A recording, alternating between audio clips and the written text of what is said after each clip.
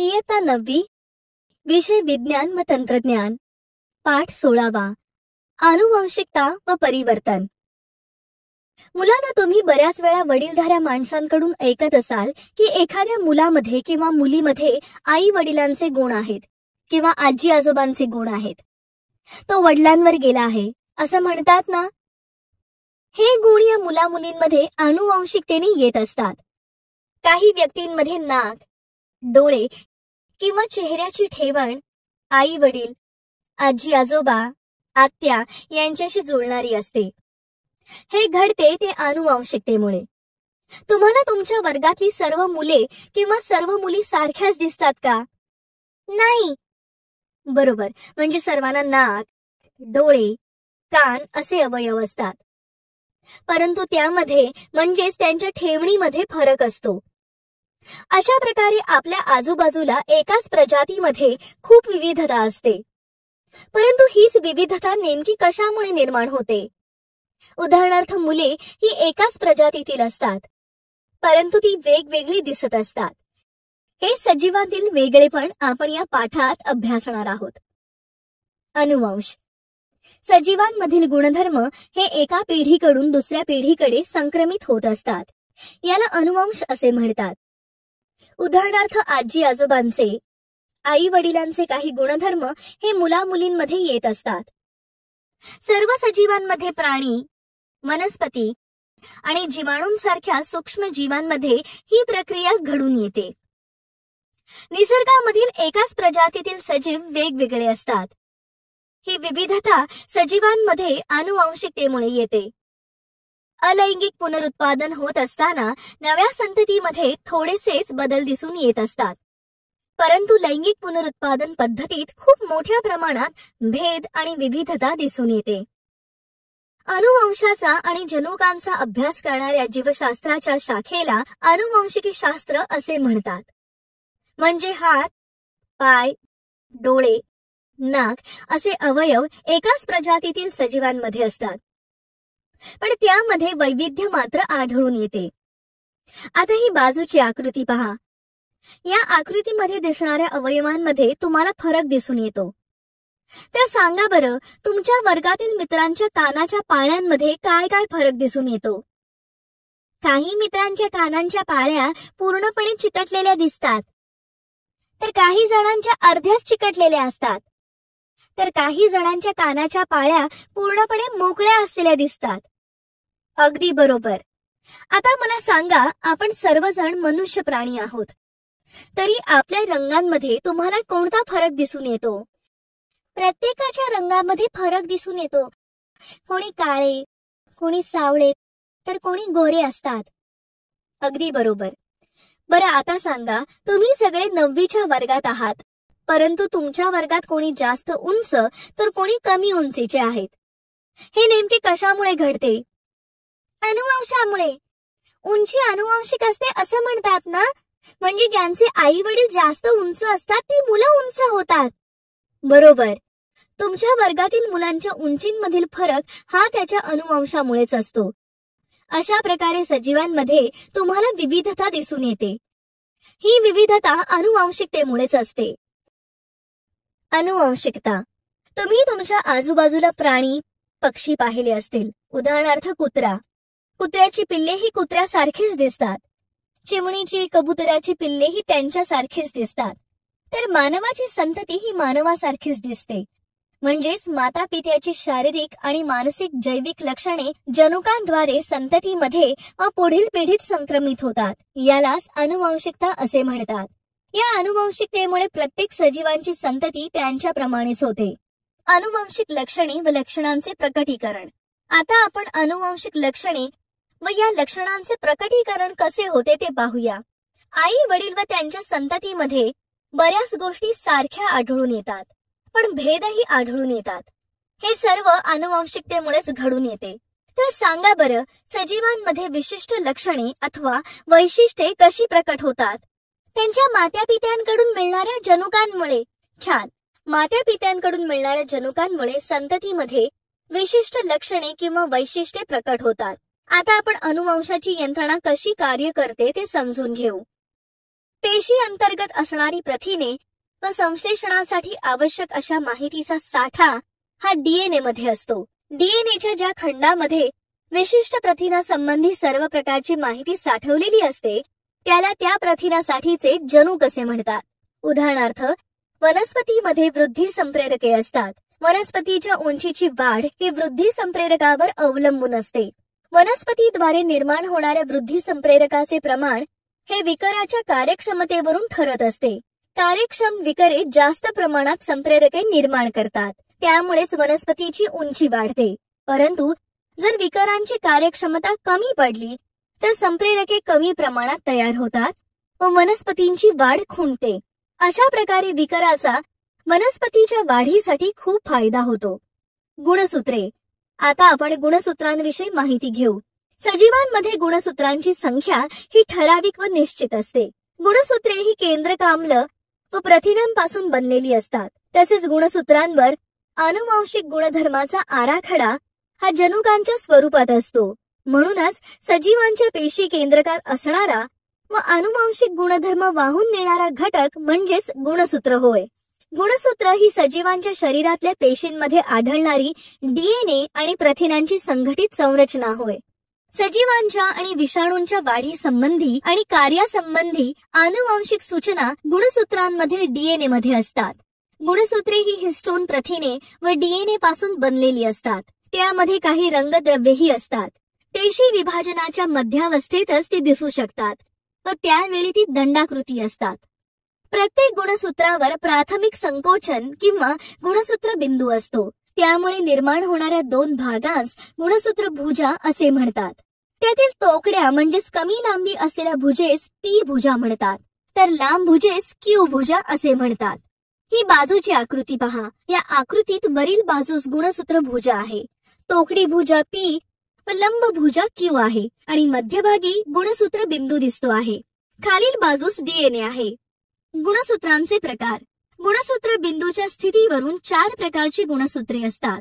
मध्यकेंद्री, उपमध्यकेंद्री, अग्रकेंद्री, अंत्यकेंद्री. त्यांची आपण थोडक्यात माहिती घेऊ. मध्यकेंद्री. मध्यकेंद्री गुणसूत्रात गुणसूत्र बिंदू हा मध्यावर असतो. हे गुणसूत्र व्ही या इंग्रजी अक्षरासारखे दिसते. यामध्ये एक गुणसूत्र भुजा समान लांबीच्या असतात. उपमध्यकेंद्री. या गुणसूत्रात गुणसूत्र बिंदू हा मध्याच्या जवळपास असतो. हे एल या इंग्रजी मुळाक्षरासारखे दिसते. यामध्ये एक गुणसूत्र भुजा ही दुसऱ्या गुणसूत्र भुजेपेक्षा थोडी छोटी असते. अग्रकेंद्री. या गुणसूत्रात गुणसूत्र बिंदू हा टोकाजवळ असतो. हे अग्रकेंद्री गुणसूत्र जे या इंग्रजी अक्षरासारखे दिसते. या गुणसूत्राची एक भुजा ही खूप मोठी तर दुसरी भुजा खूपच छोटी असते. अंत्यकेंद्री. या गुणसूत्रामध्ये ही गुणसूत्र बिंदू हा टोकाला असतो व हे आय या इंग्रजी मुळाक्षरासारखे दिसते. यामध्ये एकच गुणसूत्र भुजा असते. ही आकृती पहा. या आकृतीत गुणसूत्राच्या प्रकारानुसार ती कशी दिसतात हे दाखवले आहे. सामान्यतः कायिक पेशीमध्ये गुणसूत्राच्या जोड्या असतात. या जोडीतील गुणसूत्रे आकार व रचनेने सारखी असल्यास त्यांना समजातीय गुणसूत्रे असे म्हणतात. गुणसूत्रे आकार व रचनेने सारखी नसल्यास त्यांना विजातीय गुणसूत्रे असे म्हणतात. लैंगिक प्रजनन करणाऱ्या सजीवांमध्ये गुणसूत्रांची एक जोडी इतर जोड्यांपेक्षा वेगळी असते. या जोडीतील गुणसूत्रांना लिंग गुणसूत्रे तर अन्य गुणसूत्रांना अलिंगी गुणसूत्रे असे म्हणतात. हा तक्ता पहा. यामध्ये काही सजीवांमध्ये असणाऱ्या गुणसूत्रांची संख्या दिली आहे. त्याचे तुम्ही नीट निरीक्षण करा. डीएनए. गुणसूत्रे ही डीएनएची बनलेली असतात. फेडरिक मिशर यांनी 1869 साली श्वेत रक्तपेशींवर संशोधन करताना डीएनएचा शोध लावला. सर्वात प्रथम हे आम्ल केंद्रकात सापडले म्हणून याचे नाव केंद्रक आम्ल असे ठेवण्यात आले. पेशीच्या इतर भागातही हे केंद्रक आम्ल आढळून येते. डीएनएचे रेणू विषाणू जीवाणूंपासून माणसांपर्यंत सर्व सजीवात आढळतात. हे रेणू पेशीचे कार्य, वाढ व विभाजन म्हणजेच प्रजनन नियंत्रित करतात. म्हणून त्या रेणूंना प्रधान रेणू असे म्हणतात. डीएनए रेणूची रचना सर्व सजीवात एकसारखी असते. इसवी सन 1953 साली वॅटसन आणि क्रिक या 2 शास्त्रज्ञांनी डीएनए रेणूची प्रतिकृती तयार केली. या प्रतिकृतीत न्यूक्लिओटाइडचे दोन समांतर धागे एकमेकांभोवती गुंडाळलेले असतात. त्यांना द्विसर्पिल रचना असे म्हणतात. डीएनए रेणूतील प्रत्येक धागा न्यूक्लिओटाइड नावाच्या अनेक लहान रेणूंचा बनलेला असतो. नायट्रोजन युक्त पदार्थ ॲडेनिन, ग्वानिन, सायटोसिन व थायमिन अशा 4 प्रकारचे असतात. त्यापैकी ॲडेनिन व ग्वानिन यांना प्युरिन्स असे म्हणतात, तर सायटोसिन व थायमिन यांना पिरिमिडिन्स असे म्हणतात. न्यूक्लिओटाइडच्या रचनेमध्ये शर्करेच्या एका रेणूला एक नायट्रोजन युक्त पदार्थाचा रेणू व एक फॉस्फरिक आम्लाचा रेणू जोडलेला असतो. नायट्रोजन युक्त पदार्थ 4 प्रकारचे असल्यामुळे न्यूक्लिओटाइड सुद्धा 4 प्रकारचे असतात. आता ही बाजूची आकृती पहा. या आकृतीत दाखवल्याप्रमाणे डीएनएच्या रेणूमध्ये न्यूक्लिओटाइडची रचना ही साखळीसारखी असते. डीएनएचे 2 धागे म्हणजे शिडीचे खांब. प्रत्येक खांब आळीपाळीने जोडलेल्या शर्करेचा रेणू व फॉस्फरिक आम्ल यांचे बनलेले असतात. ते शिडीची प्रत्येक पायरी ही हायड्रोजन बंधाने जोडलेली नायट्रोजन युक्त पदार्थांची जोडी होय. ॲडेनिनची थायमिन बरोबर व ग्वानिनची सायटोसिन बरोबर जोडी नेहमीच होत असते. ही आकृती पहा. या आकृतीत दाखवल्याप्रमाणे डीएनएच्या पेशीची केंद्रकाची जनुकाची रचना असते. आता आपण जनुकांविषयी माहिती घेऊ. मॅटसन व क्रिक मॉडेल. मॅटसन व क्रिक यांच्या शोधासाठी मॉरिस विल्किन्स यांच्यासह 1962 मध्ये नोबेल पुरस्कार सन्मान मिळाला. आकृतीत दाखवल्याप्रमाणे डीएनए ही पॉलिन्यूक्लिओटाइडची द्विसर्पिल शृंखला आहे. डीएनएचे 2 धागे त्याचे 2 खांब असतात. प्रत्येक खांब हा जोडलेल्या शर्करेचा रेणू व फॉस्फरिक आम्ल यांचे बनलेले असतात. जनुक. जनुके हे डीएनएच्या रेणूवर असतात. त्यांच्यामुळेच जनक पिढीतून लक्षणे पुढच्या पिढीत संक्रमित होतात. प्रत्येक गुणसूत्र एकाच डीएनए रेणूचे बनलेले असतात. या डीएनए रेणूतील रेणूखंडांना जनुके असे म्हणतात. डीएनए रेणूतील न्यूक्लिओटाइड्सच्या मांडणीमुळे वेगवेगळी जनुके तयार होतात. ही जनुके एकाच ओळीत असतात. जनुके पेशींच्या आणि शरीराच्या रचनेवर व कार्यावर नियंत्रण ठेवतात. तसेच ती आनुवंशिक लक्षणे मातापित्यांकडून त्यांच्या संततीत संक्रमित करतात. म्हणून त्यांना आनुवंशिकतेचे कार्यकारी घटक असे म्हणतात. त्यामुळे मात्यापित्यात व त्यांच्या संततीमध्ये बरीच लक्षणे सारखी आढळून येतात. जनुकांमध्ये प्रथिनांच्या निर्मितीविषयीची माहिती साठवलेली असते. अशा प्रकारे जनुके खूप महत्वाची भूमिका पार पाडतात. DNA fingerprinting. तुम्ही सिनेमामध्ये किंवा टीव्हीवर पाहिले असेल की जर एखादा गुन्हा घडला असेल तर गुन्हेगाराला शोधण्यासाठी फिंगरप्रिंटिंगची मदत घेतली जाते. अशा प्रकारच्या बोटाच्या ठशांचा उपयोग करण्यासाठी प्रत्येक व्यक्तीत असणाऱ्या डीएनएच्या आराखड्याचा क्रम शोधला जातो. त्यामुळे वंश ओळखण्यासाठी किंवा गुन्हेगाराला ओळखण्यासाठी डीएनए फिंगरप्रिंटिंगची मदत घेतली जाते. तंत्रज्ञानाची बीजे. इसवी सन 1990 मध्ये जगभरातील जनुक वैज्ञानिकांनी एकत्र येऊन मानवी जनुक प्रकल्प हाती घेतला. जून 2000 मध्ये या प्रकल्पकर्त्यांनी आणि सेलेरो जिनोमिक्स कॉर्पोरेशन या अमेरिकेतील खाजगी उद्योगाने संयुक्तपणे मानवी जनुकातील डीएनए रेणूचा संपूर्ण क्रम व आराखडा शोधून काढल्याचे घोषित केले.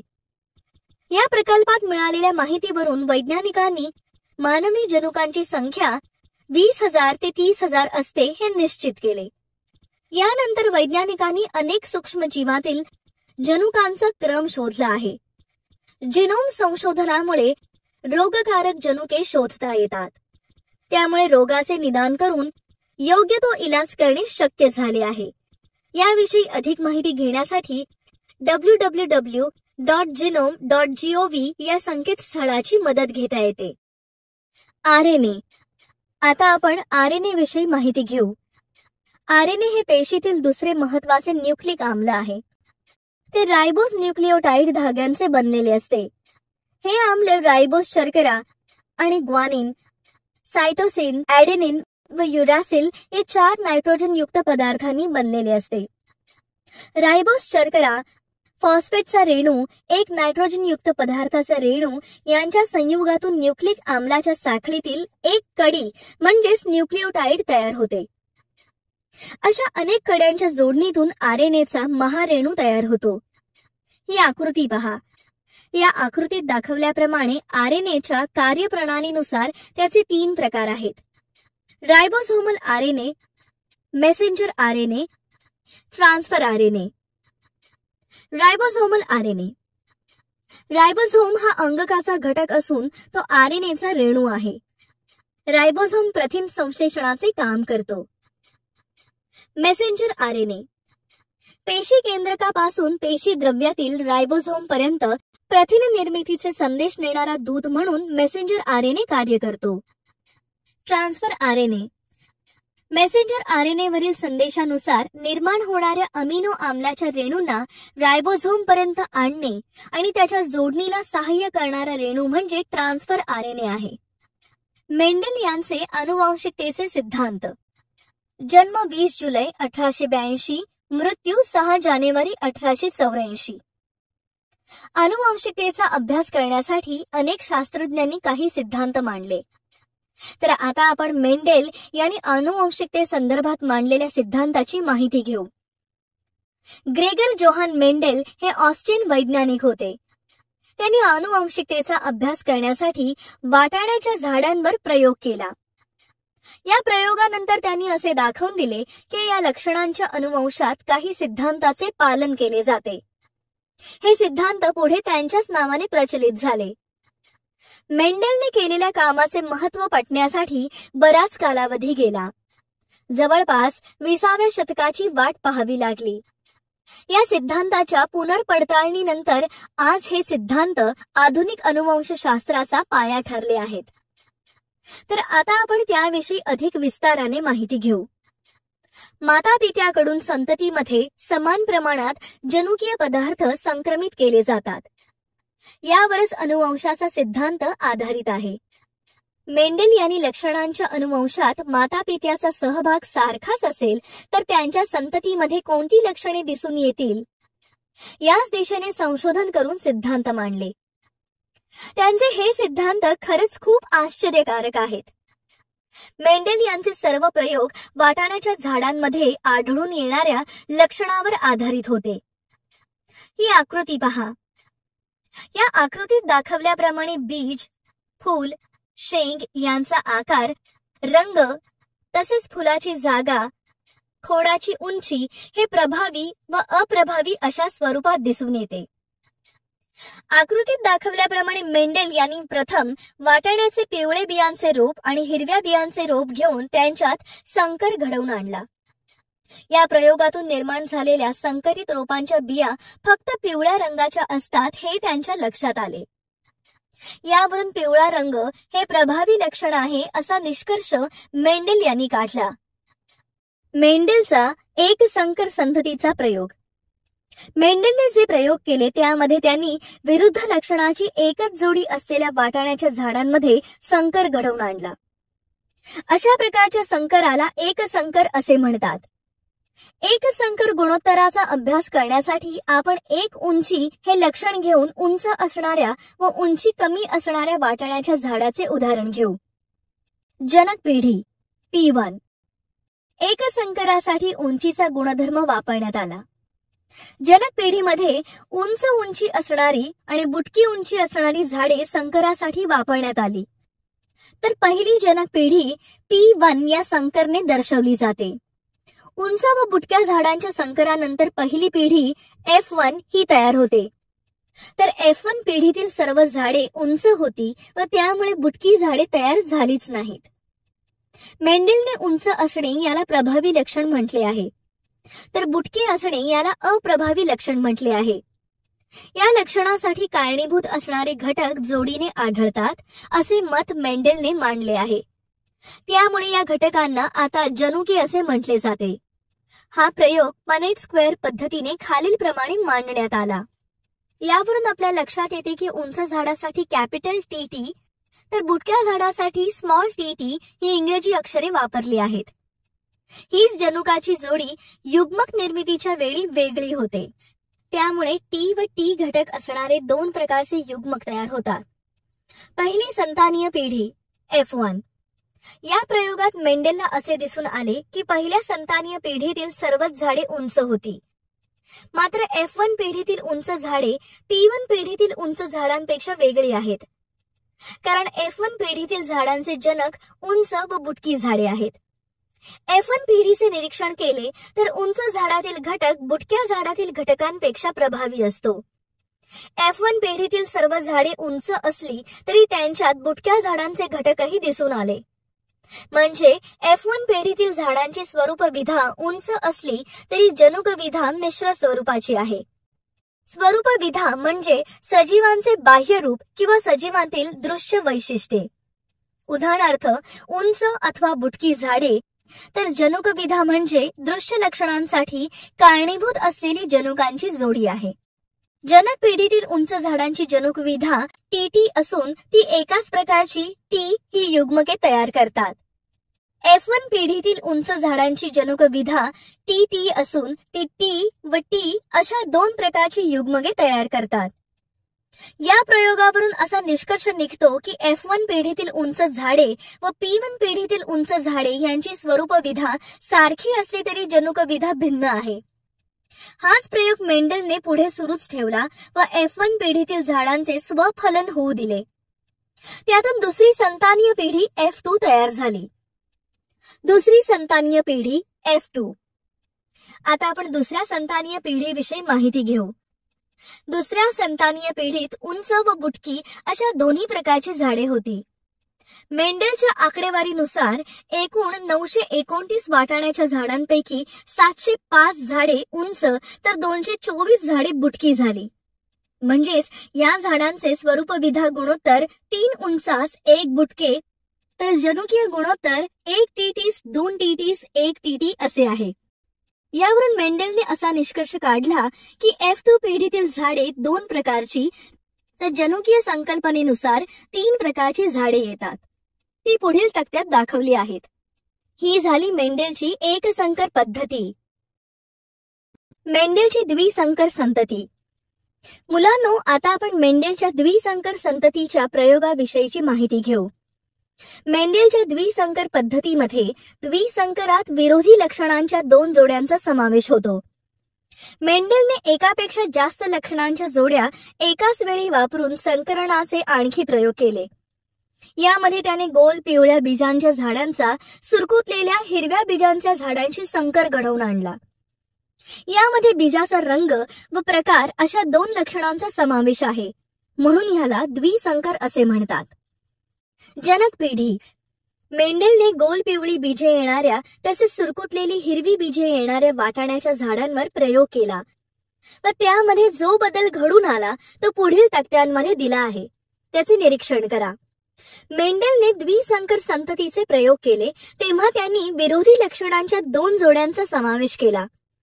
बीजाचा रंग व प्रकार अशा 2 लक्षणांचा समावेश असणाऱ्या गोल पिवळ्या बीजांच्या झाडांचा सुरकुतलेल्या हिरव्या बीजांच्या झाडांशी संकर घडवल्यामुळे गोल आकार आणि पिवळा रंग ही प्रभावी लक्षणे दिसून आली, तर सुरकुतलेला आकार आणि हिरवा रंग ही अप्रभावी लक्षणे दिसून आली.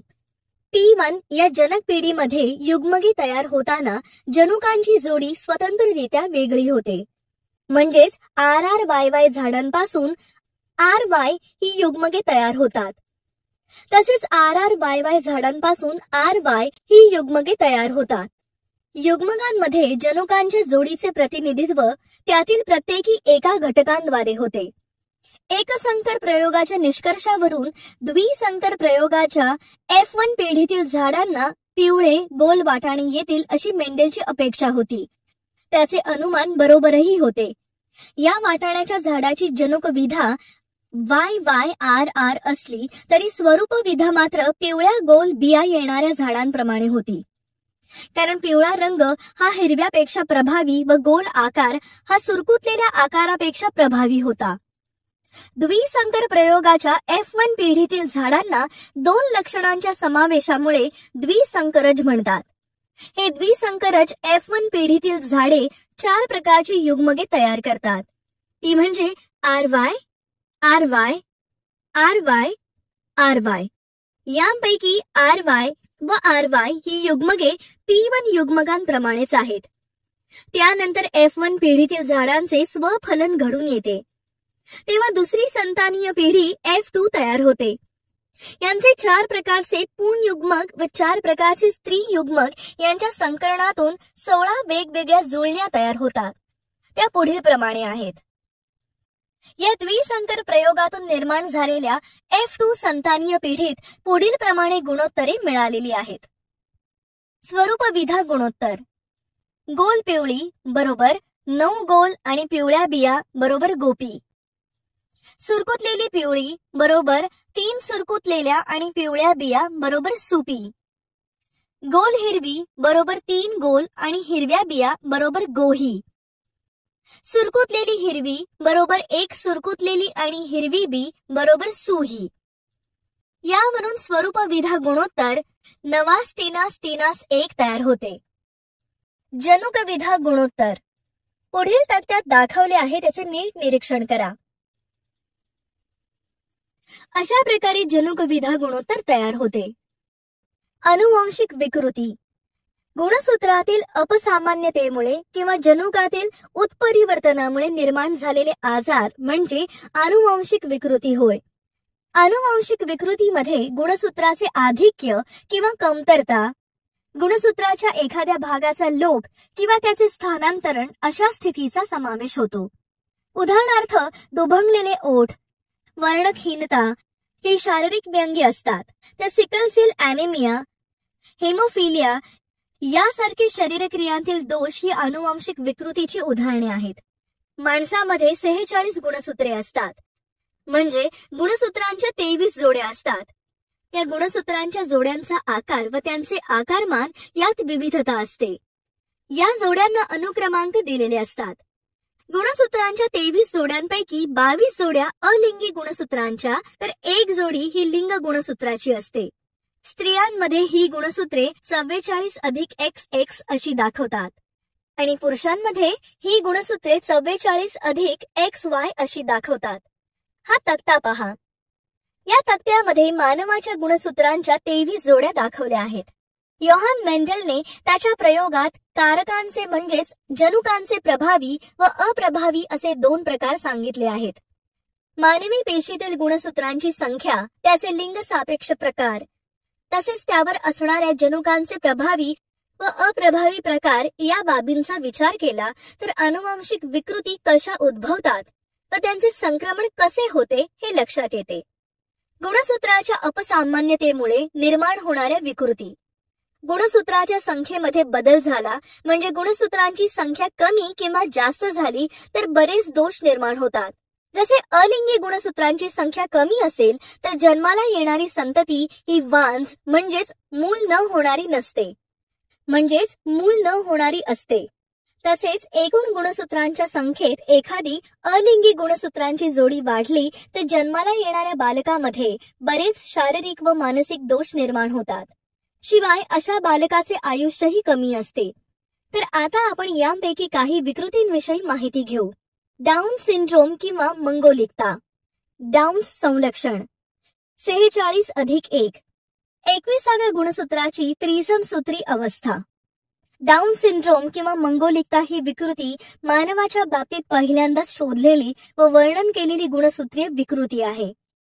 700 पैकी एका बाळामध्ये 21 नंबरच्या क्रोमोसोमच्या 2च्या ऐवजी 3 जोड्या निर्माण झाल्यामुळे डाऊन सिंड्रोमचे बाळ जन्माला येते.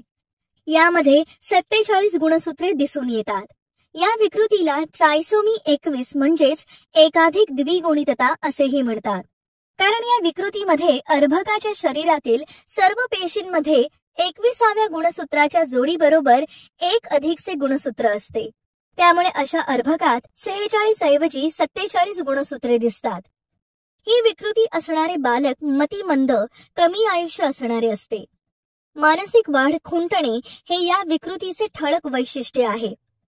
त्याचप्रमाणे कमी उंची, पसरट मान, चपटे नाक, आखूड बोटे, आडवी एकच हस्तरेषा, डोक्यावर विरळ केस इत्यादी इतर वैशिष्ट्ये आहेत.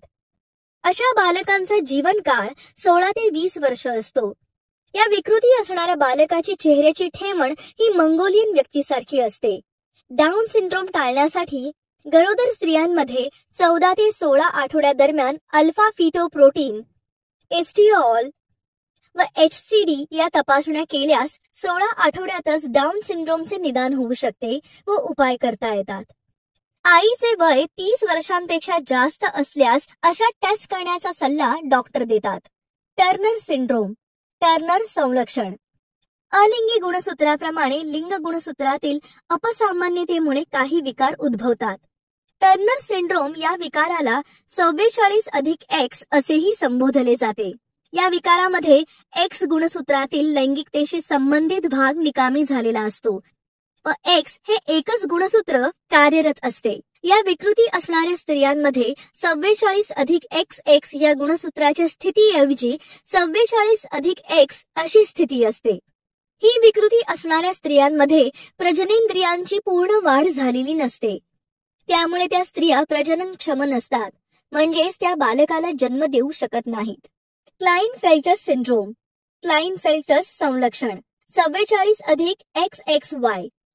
पुरुषांमधील लिंग गुणसूत्रातील अपसामान्यतेमुळे हा विकार उद्भवत असतो. या विकृतीमुळे पुरुषांमध्ये 44+XY खेरीज X हे गुणसूत्र जास्त असल्यामुळे गुणसूत्रांची एकूण संख्या 44+XXY अशी होते. ज्या पुरुषांमध्ये अशा प्रकारचे गुणसूत्र असतात ते पुरुष अल्पविकसित असतात व प्रजनन करू शकत नाहीत. अशा प्रकारच्या विकृतीला क्लाइनफेल्टर सिंड्रोम असे म्हणतात. सिकल सेल आजार. महाराष्ट्रामध्ये सिकल सेल ॲनिमियाचे जवळपास 2.5 लाखांपेक्षा जास्त रुग्ण आहेत आणि महाराष्ट्रातील जवळपास 21 जिल्हे या आजाराने प्रभावित असून यामध्ये विदर्भातील 11 जिल्ह्यांचा समावेश आहे. या आजाराने बाधित व्यक्तींचे 2 प्रकार असतात. सिकल सेल वाहक व्यक्ती AS कॅरियर आणि सिकल सेल पीडित व्यक्ती SS सफरर. आता आपण सिकल सेल आजाराची लक्षणे पाहूया. सिकल सेल आजाराची लक्षणे. या आजारामध्ये हातापायांवर सूज येणे, सांधे दुखणे, खूप वेदना होणे, सर्दी व खोकला सतत होणे, चेहरा निस्तेज दिसणे, हिमोग्लोबिनचे प्रमाण कमी होणे अशी लक्षणे दिसून येतात. सिकल सेल हा आजार AA बरोबर सामान्य, AS बरोबर वाहक, SS बरोबर पीडित या संकेत चिन्हाने दाखवता येतो. हा तक्ता पहा. या तक्त्यात अशा आजाराने पीडित असल्यास अपत्य निर्मितीवर काय परिणाम होतो ते दिले आहे. त्याचे नीट निरीक्षण करा. सिकल सेल निदान. राष्ट्रीय आरोग्य अभियानांतर्गत सिकल सेल या आजारासाठी आवश्यक असणारी सोल्युबिलिटी टेस्ट करण्याची सुविधा सर्व जिल्ह्यातील जिल्हा रुग्णालयात उपलब्ध आहे. तसेच ग्रामीण व उपजिल्हा रुग्णालयात यासाठी इलेक्ट्रोफोरेसिस ही निश्चित निदानाची चाचणी करण्यात येते. सिकल सेल आजारावरील उपाययोजना.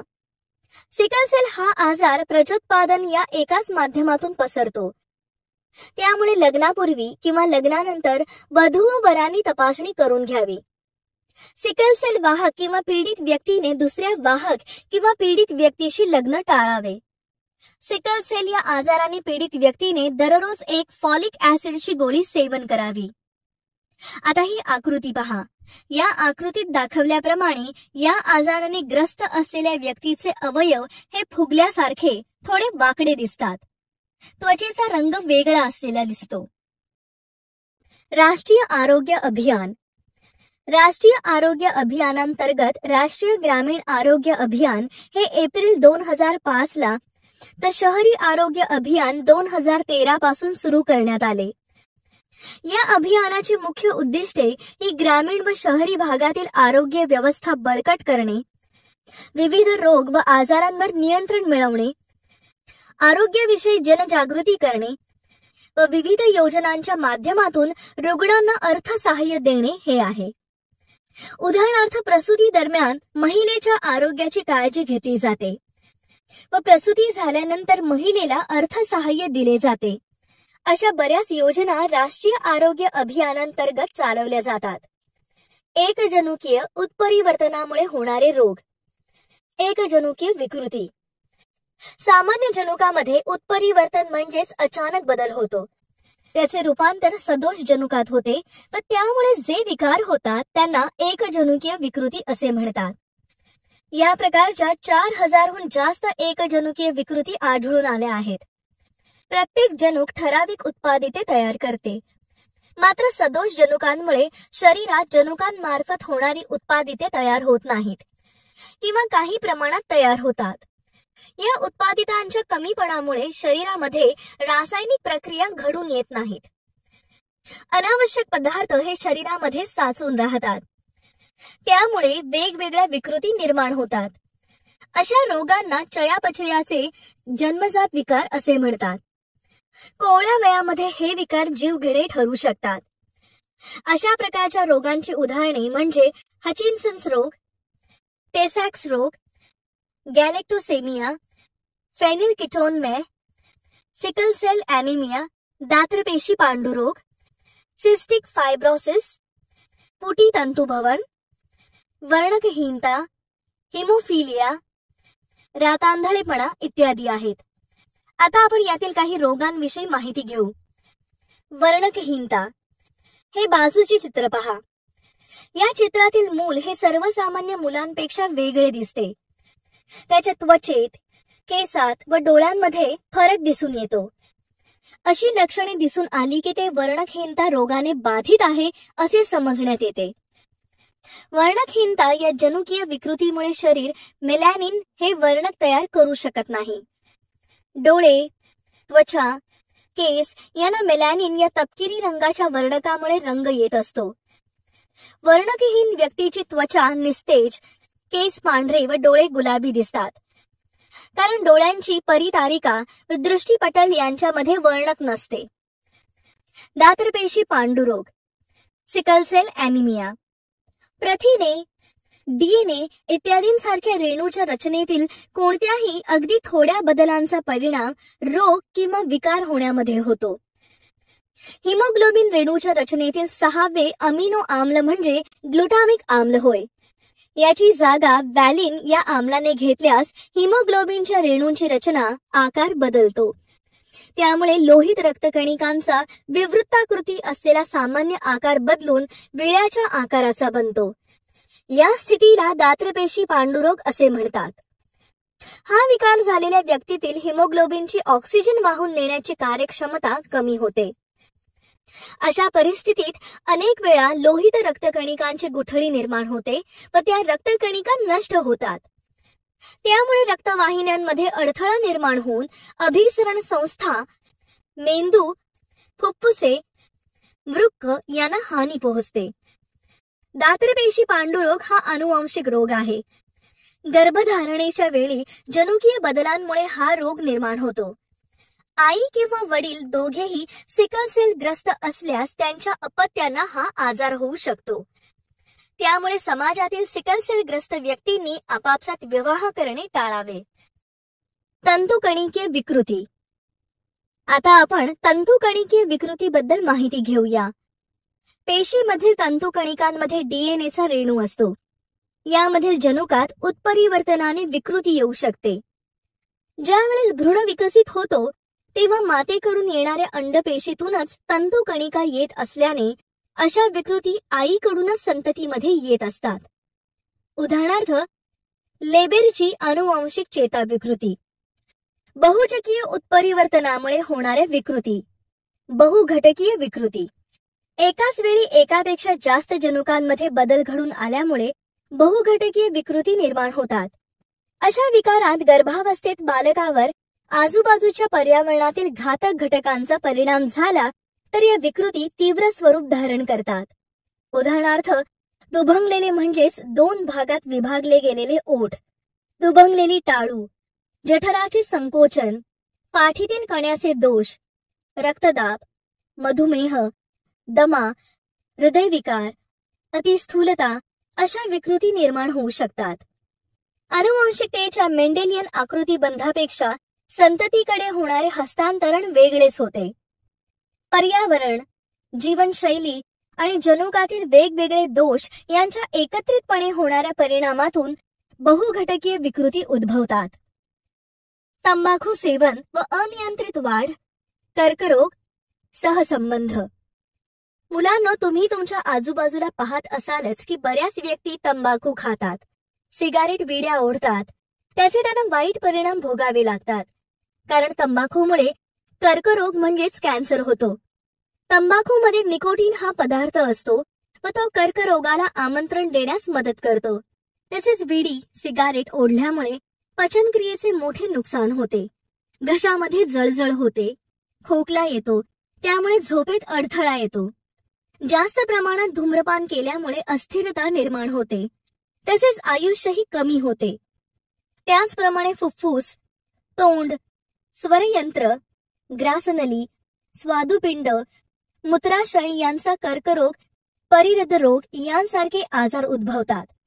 धूम्रपानाचे शरीरावर वाईट परिणाम होतात, ते तंबाखूमध्ये असणाऱ्या निकोटीन या घटकामुळे. निकोटीनचा मध्यवर्ती आणि परिघीय चेतासंस्थेवर वाईट परिणाम होतो. यामुळे धमन्या टणक होऊन रक्तदाब वाढतो. हे बाजूचे चित्र पहा. या चित्रात दाखवल्याप्रमाणे तंबाखू सेवनाने शरीरावर वाईट परिणाम होतात. तंबाखूच्या धुरामध्ये pyridine ammonia, aldehyde furfural, carbon monoxide, nicotine, sulphur dioxide यांसारखी धोकादायक संयुगे असतात. यामुळे अनियंत्रित पेशी विभाजन उद्भवते. तंबाखूच्या धुरामध्ये लहान लहान कार्बनचे कण असतात. त्यामुळे फुफ्फुसाच्या निरोगी उतीचे रूपांतर काळपट रंगाच्या उतींच्या पुंजामध्ये होते. यामुळे कर्करोग होतो. तंबाखू किंवा तंबाखूचे पदार्थ चगळत असताना त्यातील रसाचा बराच भाग शरीरामध्ये शोषला जातो. जास्त प्रमाणात तंबाखूचे सेवन केल्यामुळे ओठ, जीभ यांचा कर्करोग होतो. तसेच दृष्टीदोष व चेताकाप्रेही होऊ शकतात. त्यामुळे कर्करोगापासून आपले शरीर दूर ठेवण्यासाठी धूम्रपान, तंबाखूच्या पदार्थांचे सेवन करणे टाळले पाहिजे. व आपण समाजाचा घटक आहोत म्हणून समाजप्रती कर्तव्य म्हणून तंबाखू विरोधी जनजागृती केली पाहिजे. अशा प्रकारे आपण या पाठामध्ये अनुवंश व आनुवंशिकतेची लक्षणे याविषयी माहिती घेतली. तसेच आनुवंशिकतेमुळे होणारे रोग, विकृती याविषयी माहिती घेतली आहे.